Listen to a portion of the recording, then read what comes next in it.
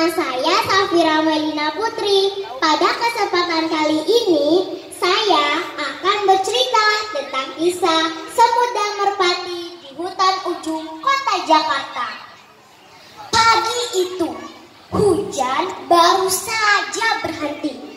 Di hutan ujung kota Jakarta, tempat tinggal para hewan, itu tampak basah sisa-sisa air hujan.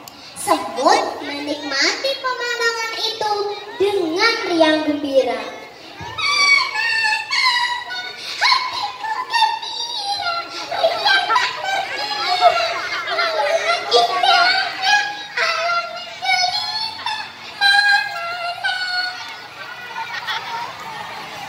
Tiba-tiba terdengar suara aliran sungai Ciliwung yang menarik hatinya.